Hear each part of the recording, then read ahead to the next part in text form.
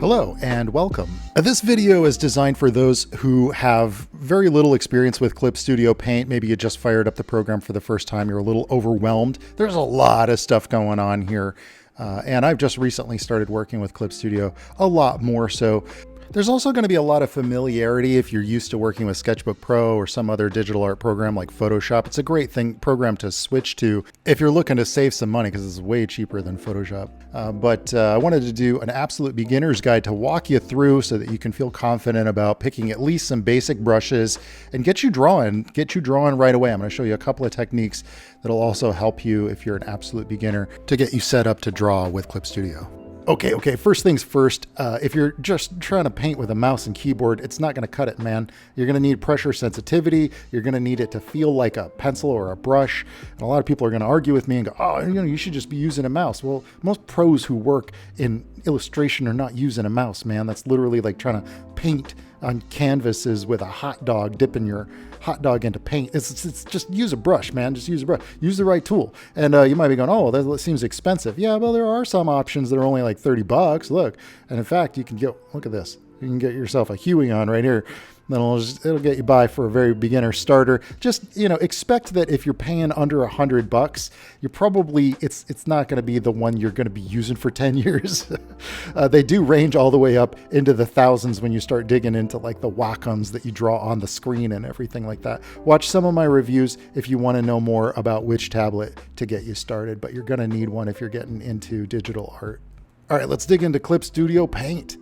So first thing you're going to notice when you open up Clip Studio is this screen, and this just has some like news and updates and maybe even some brushes and things. It's kind of nice. It's just a front end though, because it's also something that you can use 3D models with. And this is kind of one of the unique things about Clip Studio Paint that makes it exceptional. There's a few things, but one of the nice things is that it comes with a 3D modeling, something where you can work with 3D models. You don't have to.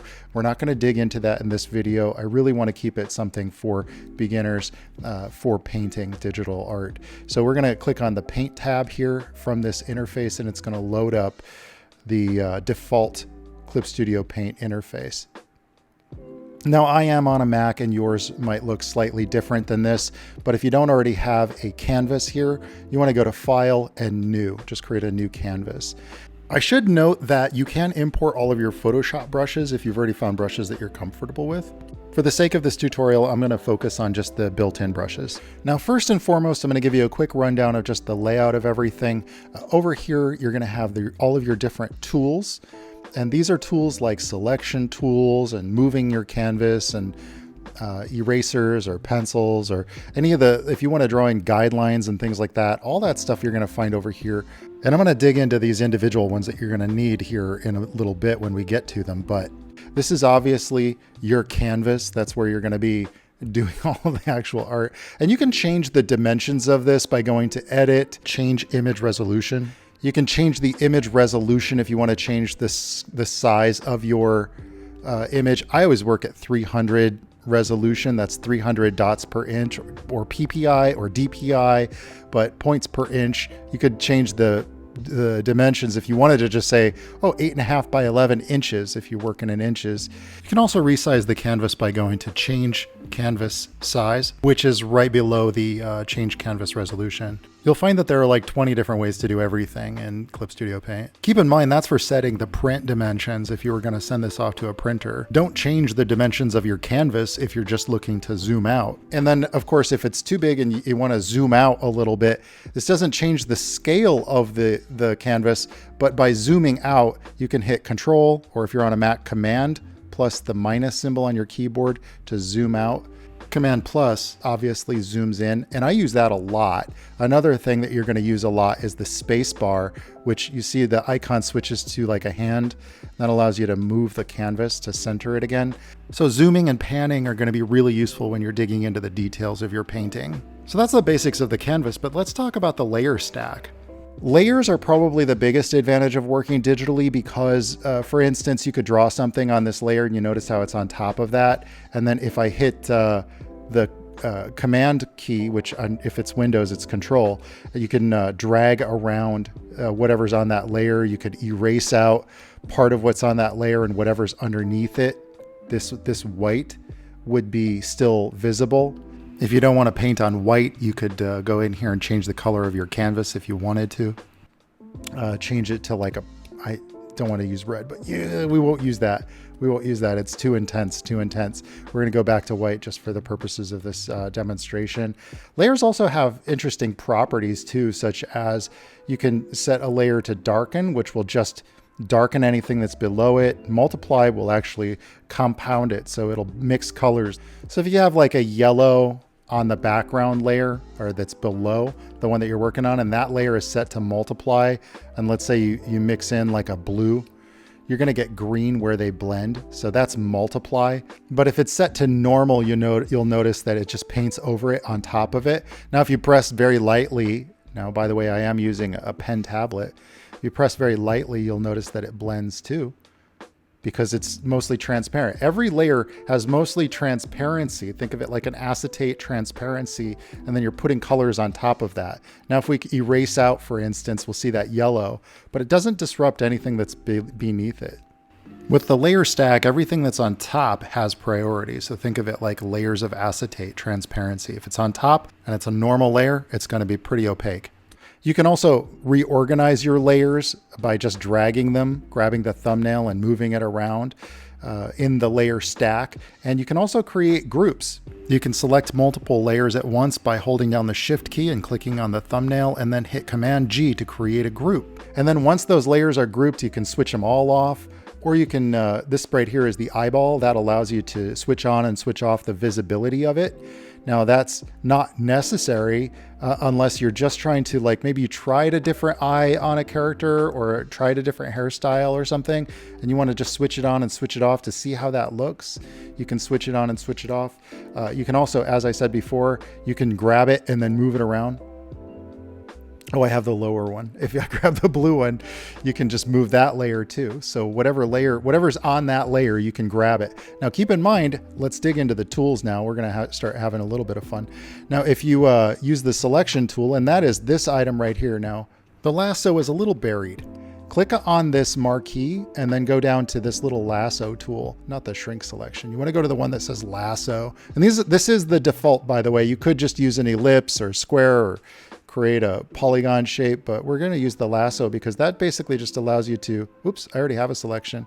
So hitting Command and D will deselect, but also just clicking anywhere outside of that selection will deselect it as well. And then we're going to create a custom selection here. Once you have an area selected, you can do a lot of cool stuff. For instance, you could hold down Command and then drag it. You can just drag it out. You can cut something out and then just drag it where you want it to go. Or, of course, if you have this selected as a mask, and then you go back down to your brushes, and then let's say that let me use a different color so we can see, purple, you'll notice how it only paints within that selection. Now keep in mind that it will not select anything that's underneath the layer that you have selected over here in your layer stack. So I can't expect, if I'm on this layer that has the purple and blue, I can't expect that will have any effect on the yellow because that's on a different layer that's underneath that. Again, this should really drive home that idea that you're working with basically transparent layers of acetate, and you're just putting paint, if you were thinking of it like you were putting acrylic or airbrush paint on top of that acetate. But what is nice about other things you can do with selections is, like, this is really great for doing things like grass blades, for instance. You could, let's just, like, real quick, some artists I know will actually just paint with this, by the way. So let's say that I just use like an airbrush, and let's say I use like a green, and we go down to our color wheel, and we do like a really dark green, like almost bluish green towards the bottom of that grass blade. We'll just fill the whole thing in. And then we go up here, grab a little bit of yellow, just a little bit of yellow, and we got the airbrush. You see how that's real cool. That's real nice. That's real nice. Real clean too, real clean gradient on that. And again, when you're using something like a Wacom tablet or XP pen tablet or a VAIC or something like that, you're going to notice that you got pressure sensitivity. So if you press real hard, you're going to get, full opacity. But if you're using that airbrush, you're going to get like a light opacity. And keep in mind also, for as long as you have that selection and you see the little ants drawing the little mask, For as long as you have that selected, you can paint with whatever colors you want within there, and it won't affect anything. If I'm drawing over here, it's doing nothing. It only affects what's in that mask, and that's where things like zooming in and zooming out and panning are going to be really helpful, because sometimes you'll just be working on like this little corner over here, and you got some selections going on, and you're like, well, I could add like a couple more here. You can get more complicated with your selections. And if you want to add to it, like let's say I got that bush and I want to add more bush to it, you hold down the shift key while you're still got that lasso selected, and you can draw in some more to add to that selection. And then we go back to our brush, our airbrush, and then we paint in. You can see how suddenly you got some real exciting, cool stuff that you can do with the selections.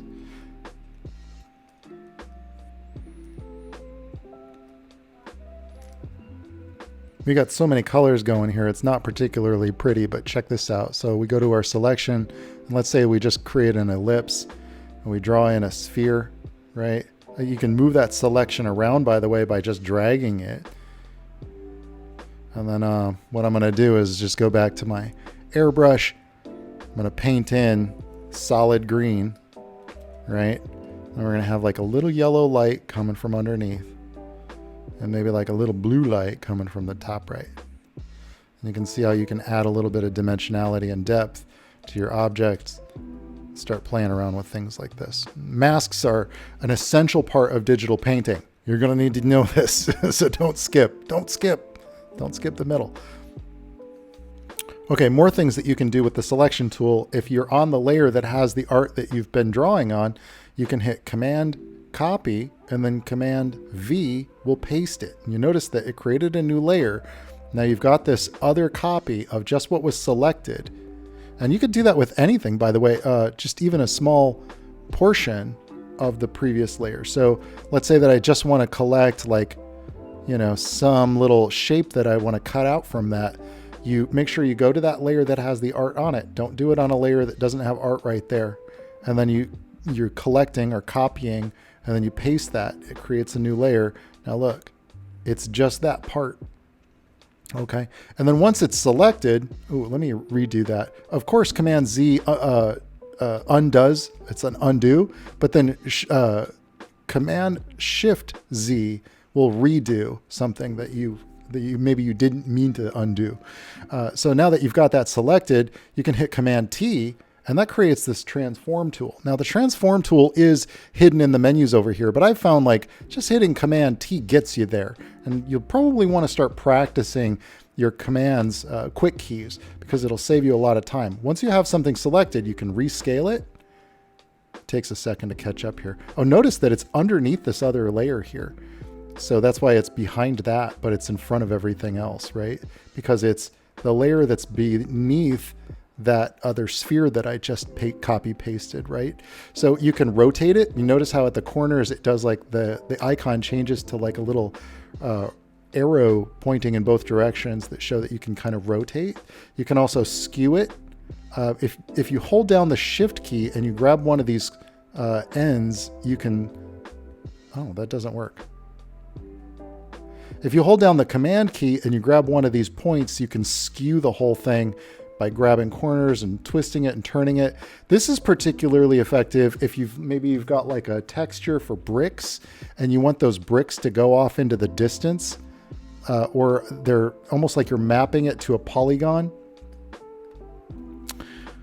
And yeah, you can kind of skew all of your drawing into a perspective. I do this a lot if, for instance, maybe I have like a door and that door is at an angle. So I paint it straight on and then I'll copy paste it and then do like this transform so that I can get it looking like it's going into perspective. And that gets very, very complex very fast. So I won't dig into that other than to say Command T will allow you to do some pretty neat skewing and turning and rotating and manipulation of your areas that you've painted already, your selections. Now let's say that you don't want all these hard edges on things. You want to soften up some of the edges. There is a thing called the blender tool. So you go over here and it's this little icon that looks like two water droplets. Now it affects things differently depending on whether or not all of the artwork and all the colors are on one layer, or whether they're on the layer above it, or with the transparency on the edge of it. So in this case, like if I were to isolate this one layer, notice that we've got this transparency. All this is not white on this layer. This is actually the layer with the white. So it won't really blend the white into what's there because this is on its own layer. But if we look at this layer, for instance, we have a lot of colors that they're all on the same layer. So the way that these colors are going to blend together, and by the way, I'm using the wet bleed blender, and each of these blenders is going to do different things. You can do this one as a little bit more painterly, and you'll get a little bit of slowdown here, but look at like how juicy and just almost like candy. This just blends these colors together real nice. And this is how you're going to get a little bit more of an organic look in your paintings. This is how you're going to make some of your colors really blend together nicely. So wherever you start is the color that it's sort of going to smear and smudge. You'll notice if you streak it, look at this, look at what it does. Like if I were to streak it out, it just blends it. And then you don't really have to hit like a color dab. You saw me kind of collecting the color because I'm so used to doing this with a normal brush that my habit is to have a finger hovering over the option key. And when you're drawing with a regular brush, and we can compare and contrast, I'll go between a regular brush and that one. Let's just use like a pencil tool. Ooh, I'm getting some slowdown here. Let me shrink the brush size. Yeah. You notice it's kind of hard to mix. Now I have the opacity on that set to collect a little bit of color. So you can kind of color dab to blend, and that's one way to do it. You'll see the color wheel is collecting color because I'm hitting the option key, and that's the color dabbing key. But the faster way to do that is actually just to go to the blend tool and just smear the colors that way. And you could probably load in some other custom blending tool brushes, which I won't dig into. That's a little bit more advanced. But if you want more grainy brushes, you'll have to import some more brushes because these are just the default ones, and they're pretty basic. But I mean, they do get the job done. As you can see, I'm getting some nice blending going on here. You know, this is nice. I'm not unhappy with that. That's really cool. You might get a little bit of slowdown though, depending on the power of your machine and the size of your canvas. By the way, we're just on the blender tool, but these are the actual brushes that you would select, and some of them have different properties. So like this one gets a little bit more noisy, and you'll notice it almost feels a little bit more watercolory. And so you can get a really nice soft transition on things. And if you begin to dig into painting, you'll begin to understand how important it is to be able to control whether your edges are hard, like you see here with this, kind of a hard-edged, a hard contrast, versus these soft transitions of contrast, and how much that really affects where the viewer's eye goes. But this isn't a video about painting. This is just a video about getting you started with Clip Studio. If you want to learn more about painting techniques, check out like my Hearthstone workshop that I have on my Gumroad channel, or check out some of my other videos here on my YouTube channel.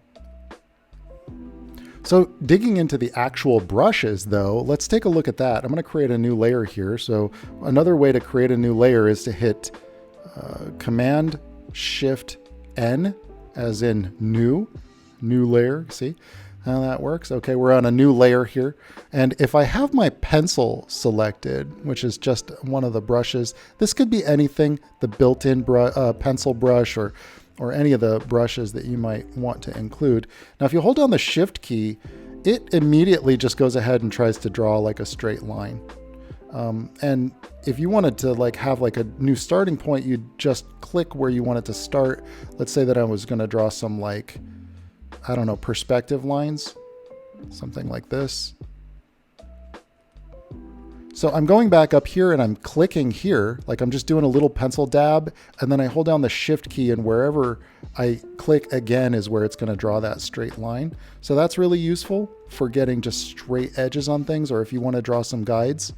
Kind of a fun but sort of hidden tool is if you go down here to ruler, we're going to do some symmetry. So click on ruler and then go down to the symmetrical ruler tool. Then we just draw a line down the middle, go back to our brush. Now everything that we paint on one side appears on the other side. Again, we're on this new layer on top of everything else, so we don't have to worry about all the stuff that we have underneath it. We can just go in and like start to paint in some eyes, for example. The best way to show you how to use all these tools in conjunction is to just do a little drawing for you. So I'm gonna go ahead and use that symmetry tool, and you'll notice I only have to draw on one side, and it's mirroring everything over to the other side, and it's all on that line art layer. So we're safe. We're not messing anything up below it. You could also make a selection and mirror what you've done on one side onto the other, but this is kind of a fun way to... This is just a lot of fun to play around with, by the way. I love playing around with the symmetry tool. Just think of all the exciting things you can draw in very little time. Maybe give them some sideburns. Ooh, mustache. Romantic hero mustache. I like that. Or is it too Klingon? I've been watching a lot of Star Trek. Give him the Klingon. The Klingon mustache starts out here and does that. But they always have that like lumpy head. Actually, this would be a great tool to paint a Klingon with, actually. It's a little bit more of the romantic hero mustache. Oh, and make it come to a point. They have like that triangle. There we go. Like the old actors from the old romantic Gone with the Wind and all that stuff. It's kind of neat. Some furrowed brow maybe. Great for faces or other things that might require some symmetry. If you're going to get into doing concept art, you're going to need to use the symmetry tool because you draw a lot of straight on shots for orthographics and turnarounds.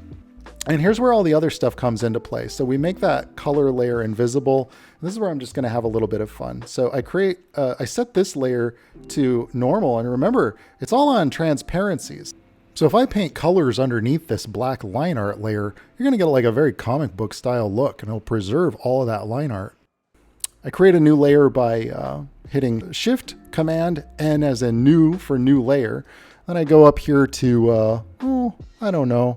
I'm just going to use like any old brush to just fill in. I'm going to grab like an orangish yellow that's kind of desaturated, but maybe a little bit on the lighter side. And then use the bracket tool. This will help inform you how to paint. So I use the bracket tool, which is there's the lower bracket, the left bracket, and the right bracket, and those will shrink on the left bracket, and then the right will increase the size of your brush. Now, if I wanted to keep using that symmetry tool, I'd go back up here to Symmetry Ruler, and I'd have to draw it in again. And let's hope that's not too far off. Oh, you can manipulate that location by holding down the Command key and dragging it to where you want it to be. So if it's a little off from the center point, you can drag it to where you want it to go, and then let go. And then we go to our color layer, and then I go back to my brush, and I'm using my square brush, but you could use the hard round, and I'm going to just go ahead and fill in. I'm going to go ahead and fill in the flesh areas. And it's okay if it's a little messy. That's fine. Wow, I got a little bit of slowdown. It's because I'm running recording software at the same time. I'm going to paint in his elf ears, and let's give him like a grayish or a blue. Let's just add like a little bit of blue to his hair. Just like a little bit. Oh yeah, that's romantic. That's a handsome fellow. By the way, if you're painting along with me, you should be painting your own romantic hero or whatever you'd like. The best way to learn is to free yourself up and start exploring. Like the tools that I'm giving you right now should be enough to get you started to be able to draw a monster or draw a pretty girl or draw a handsome fellow, such as what you're seeing me do, the handsomest, most romantic hero. Remember to just doodle and keep it light. Don't put so much pressure on yourself. You don't have to perform. Nobody's expecting a masterpiece for your first couple of times of using Clip Studio. You can see how that symmetry tool saves a ton of time, but more important than that is, look, my lines are perfectly preserved. In fact, really that's all I've painted. But because I have the lines there, I'm able to use them basically like comic book style coloring. And if you're like, well, it's just too strong, I want to back that off. Well, up here is the opacity slider. You can just back that off a little bit. Back it off to like a gray or something like that.